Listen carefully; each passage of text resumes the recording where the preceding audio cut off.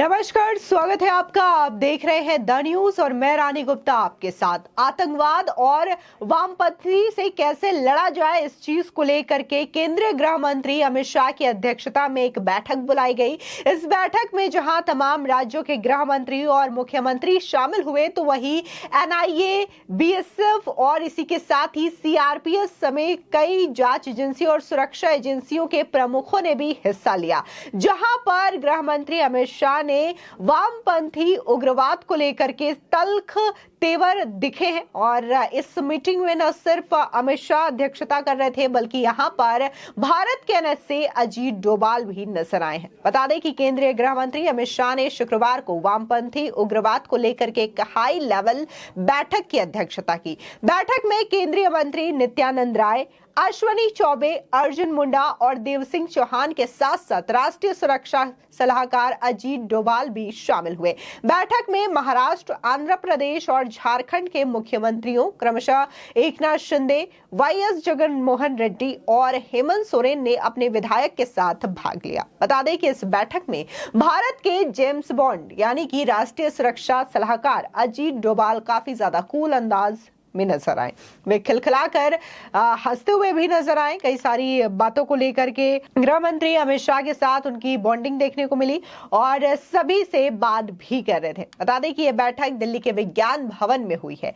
बैठक में गृह सचिव अजय भाला, इंटेलिजेंस ब्यूरो के निदेशक तपन रोका और एनआईए, सीआरपीएफ, बीएसएफ और एनएसजी के महानिदेशकों के साथ साथ नक्सल प्रभावित राज्यों के गृह सचिव और मुख्य सचिव भी उपस्थित थे। बैठक के दौरान गृह मंत्री अमित शाह ने नक्सल प्रभावित राज्यों में सुरक्षा स्थिति की समीक्षा की। इन राज्यों में साल 2010 के मुकाबले साल 2022 में हिंसक घटनाओं में 77% की कमी आई है। साथ ही अधिकारियों ने ये जानकारी दी है। बता दें इसी के साथ ही इस दौरान गृह मंत्री अमित शाह ने कहा कि नक्सलवाद मानवता के लिए अभिशाप है और हम इसे इसके सभी रूपों में उखाड़ फेंकने के लिए संकल्पित हैं।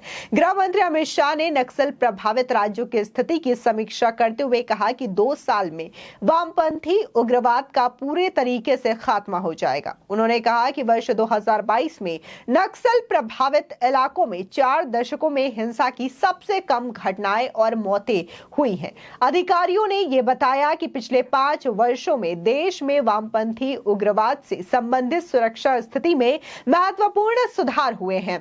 केंद्र सरकार ने 2015 में LWE से निपटने के लिए राष्ट्रीय नीति और कार्य योजना को मंजूरी दी थी। वहीं अधिकारियों ने कहा है कि नीति में एक बहुआयामी रणनीति की परिकल्पना की गई है, जिसमें सुरक्षा संबंधी उपाय, विकास संबंधी कामकाज, स्थानीय समुदाय के अधिकार और हकदारी सुनिश्चित करना आदि शामिल है। साथ ही उन्होंने ये भी कहा कि नीति के लगातार कार्यान्वयन के परिणाम स्वरूप देश भर में वामपंथी उग्रवाद की हिंसा में लगातार कमी आई है। उन्होंने कहा कि वामपंथी उग्रवाद से संबंधित हिंसक घटनाओं की संख्या में 2010 के उच्च स्तर के मुकाबले 2022 में 77% की कमी आई है। वहीं साल 2010 की तुलना में 2022 में सुरक्षा बलों और नागरिकों की मौतों की संख्या में भी 90% की कमी आई है। बता दें केंद्रीय गृह मंत्रालय द्वारा तैयार किए गए आंकड़ों के मुताबिक 2004 से 2014 तक वामपंथी उग्रवाद से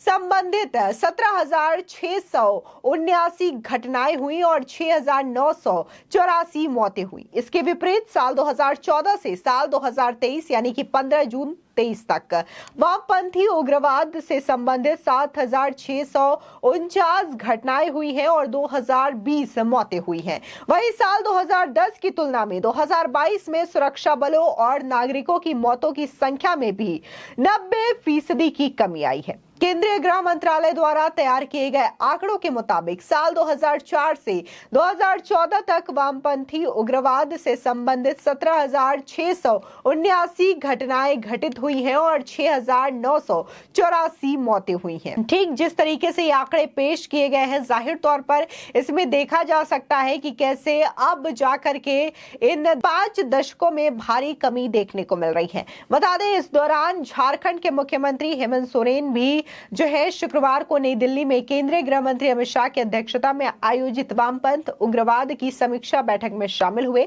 मुख्यमंत्री ने बैठक को संबोधित करते हुए कहा कि नक्सल विरोधी अभियान में राज्य सरकार और केंद्र सरकार के बीच बेहतर समन्वय हमेशा बना रहेगा और पूरी उम्मीद है कि हम मिलकर उग्रवाद के खिलाफ चल रही लड़ाई जीतेंगे। मुख्यमंत्री हेमंत सोरेन ने यह भी कहा कि केंद्र और राज्य सरकार के संयुक्त प्रयासों से उग्रवादी संगठनों के खिलाफ कार्रवाई में अच्छी सफलता पाई गई है।